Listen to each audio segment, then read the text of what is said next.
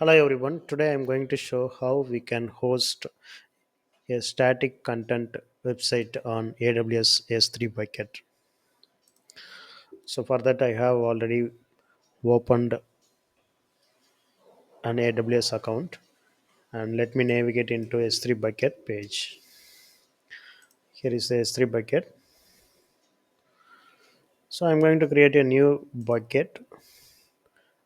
Here create bucket and it should be the general purpose. The bucket name should be should be unique.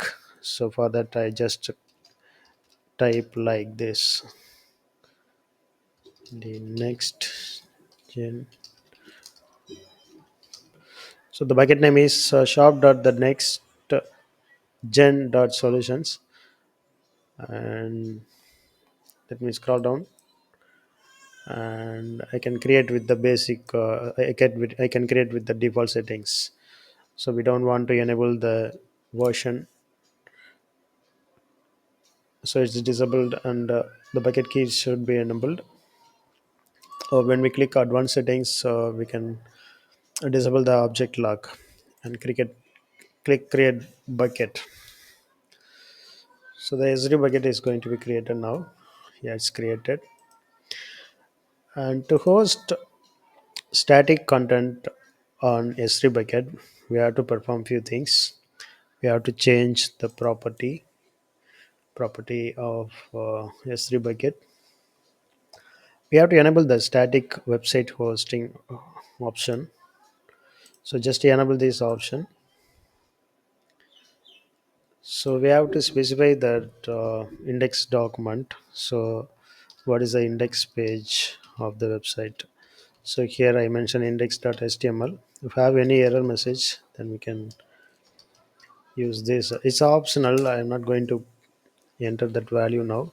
Just save it. Yes, I have changed that value now, and go to the permission settings.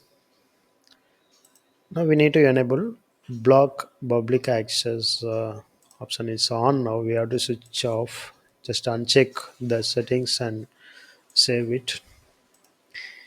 Yes, just save it. These are the settings are mandatory, and now we can upload a sample text XML file to this page. Here is it. I have created a file. This is index.html. Just upload this file. So the file name is index.html. We mentioned the file name in the property page when we enable static website, right? So now just close this page and go to again the properties page and scroll down bottom of the screen. You can see this link. Once we enable this option, this website endpoint will be provided.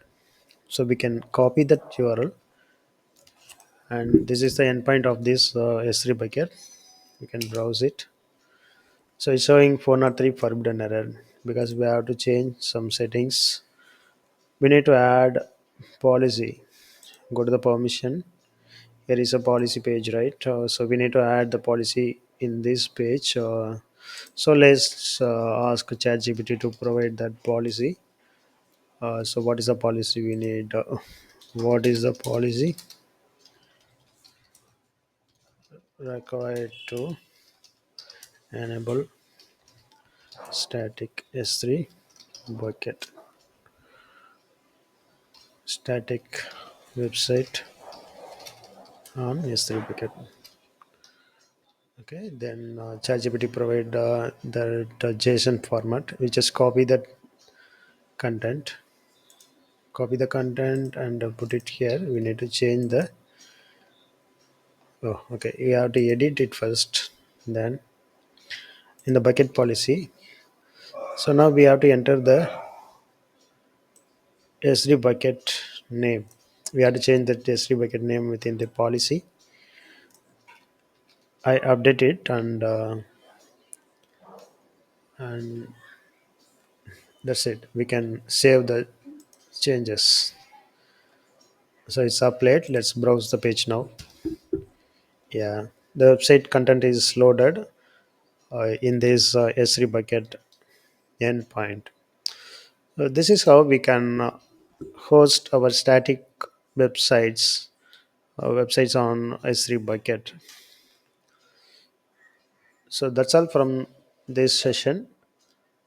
We can see in the next session how we can deploy the code to this S3 bucket and how we can upload the code using pipeline.